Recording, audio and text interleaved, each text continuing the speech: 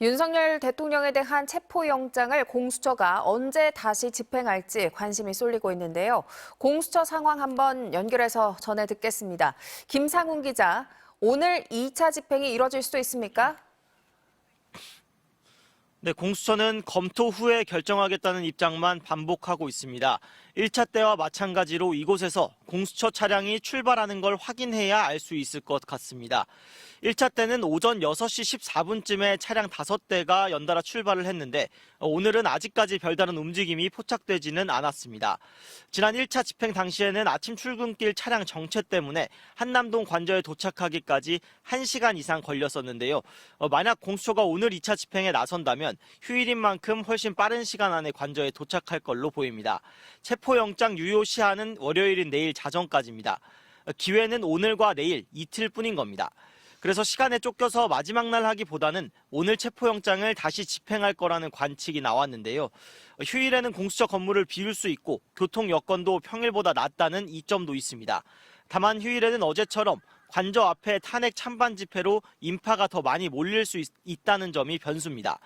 차정현 부장검사 등 수사팀은 토요일인 어제도 대부분 출근해서 윤석열 대통령 조사 준비를 이어갔습니다. 그런데 경호처가 더 강경한 대비 태세에 들어갔다는 소식도 들리는데요. 똑같은 체포 작전을 펼친다면 또 실패할 수도 있는데 어떻게 대비하겠다는 겁니까?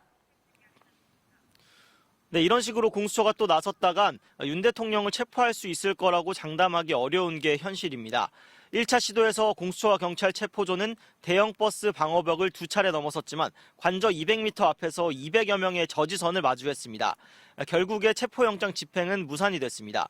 현장에 투입됐던 한 체포조 관계자는 MBC에 사람이 너무 많아 압사할 수 있겠다 생각했다고 당시 상황을 전했는데요. 첫 번째 시도에서 경호처가 지나치게 막은 것 아니냐는 비판 여론이 있다고 보고 다음 집행 때 강제력을 행사할 명분은 얻은 것 아니냐는 의견도 공수처 내부에선 나오고 있습니다.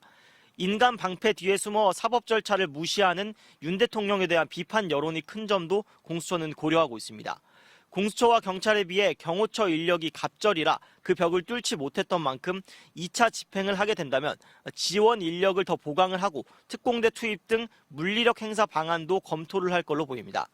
공조수사본부는 또 어제 최상목 대통령 권한대행에게 대통령 경호처에 대한 협조 지휘를 재차 요청한다는 내용의 공문도 발송을 했습니다. 지금까지 공수처에서 전해드렸습니다.